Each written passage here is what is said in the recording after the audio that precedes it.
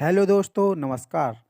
दोस्तों, आज हम महान व्यक्ति ज्योतिबा राव फुले के बारे में। दोस्तों, आपने अगर अभी तक हमारे चैनल को सब्सक्राइब नहीं किया है तो प्लीज़ जल्दी से जल्दी हमारे चैनल को सब्सक्राइब कर दें और बेल आइकन पर भी क्लिक कर दें। चलिए दोस्तों, तो जानते हैं एक महान महानायक के बारे में। महात्मा ज्योतिबा गोविंदराव फुले, इनका जन्म 11 अप्रैल 1827 को हुआ था तथा मृत्यु 28 नवंबर 1890 को हुई थी। एक भारतीय समाज सुधारक, समाज प्रबोधक, विचारक, समाज सेवी, लेखक, दार्शनिक तथा क्रांतिकारी कार्यकर्ता थे। इन्हें महात्मा फुले एवं ज्योतिबा फुले के नाम से भी जाना जाता है। सितंबर 1873 में इन्होंने महाराष्ट्र में सत्यशोधक समाज नामक संस्था का गठन किया। महिलाओं व पिछड़े और अछूतों के उत्थान के लिए इन्होंने अनेक कार्य किए।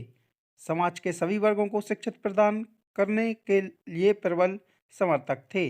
वे भारतीय समाज में प्रचलित जाति पर आधारित विभाजन और भेदभाव के विरुद्ध थे।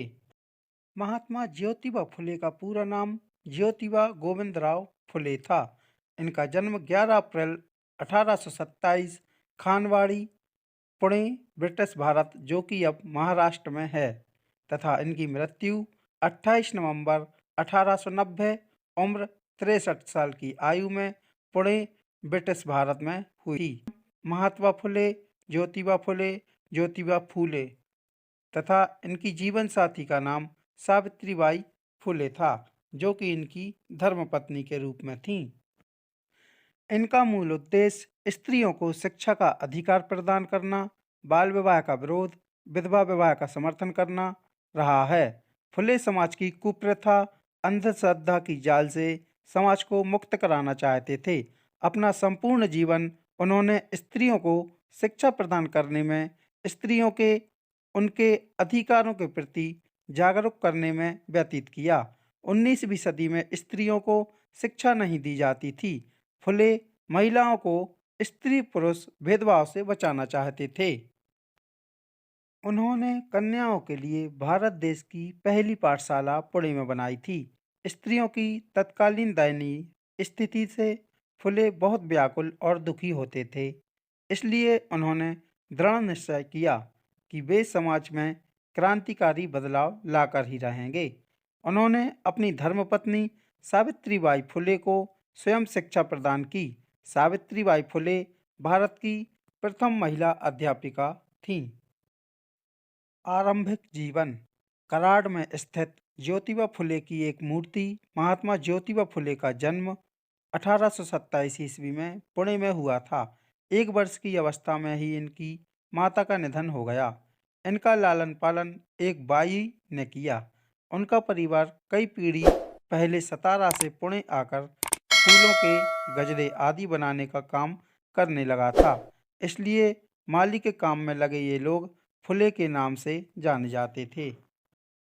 ज्योतिबा ने कुछ समय पहले तक मराठी में अध्ययन किया, बीच में पढ़ाई छूट गई और बाद में 21 वर्ष की उम्र में अंग्रेजी की 7वीं कक्षा की पढ़ाई पूरी की।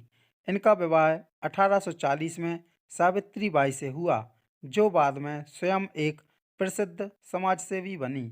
दलित व स्त्री शिक्षा क्षेत्र में दोनों पति पत्नी ने मिलकर काम किया।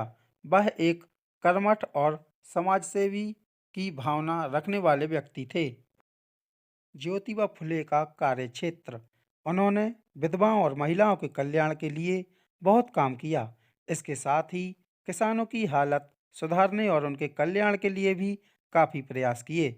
स्त्रियों की दशा सुधारने और उनकी शिक्षा के लिए फुले ने 1848 में एक स्कूल खोला। यह इस काम के लिए देश में पहला विद्यालय था। लड़कियों को पढ़ाने के लिए अध्यापिका नहीं मिली तो उन्होंने कुछ दिन स्वयं यह काम करके अपनी पत्नी सावित्री फुले को इसे योग्य बना दिया। कुछ लोगों ने आरंभ से ही उनके काम में बाधा डालने की चेष्टा की, किंतु जब फुले आगे बढ़ते ही गए तो उनके पिता पर दबाव डालकर पति पत्नी को घर से निकलवा दिया। इससे कुछ समय के लिए उनका काम रुका अवश्य, पर शीघ्र ही उन्होंने एक के बाद एक बालिकाओं के 3 स्कूल खोल लिए। महात्मा की उपाधि ज्योतिबा फुले व सावित्रीबाई फुले के पुतले औरंगपुरा, संभाजीनगर, महाराष्ट्र। निर्धन तथा निर्बल वर्ग को न्याय दिलाने के लिए ज्योतिबा ने सत्यशोधक समाज 1873 में स्थापित किया। उनकी समाज सेवा देखकर 1888 ईस्वी में मुंबई की एक विशाल सभा में उन्हें महात्मा की उपाधि दी। ज्योतिबा ने ब्राह्मण पुरोहित के बिना ही विवाह संस्कार आरंभ कराया और इसे मुंबई उच्च न्यायालय से भी मान्यता मिली।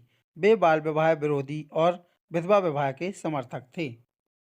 अपने जीवन काल में उन्होंने कई पुस्तकें भी लिखीं। गुलामगिरी, तृतीय रत्न, छत्रपति शिवाजी, राजा भोंसला का पखड़ा, किसान का कोड़ा, अछूतों की कैफियत।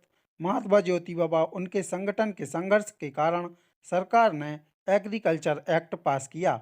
धर्म, समाज और परंपराओं के सत्य को सामने लाने हेतु उन्होंने अनेक पुस्तकें भी लिखीं।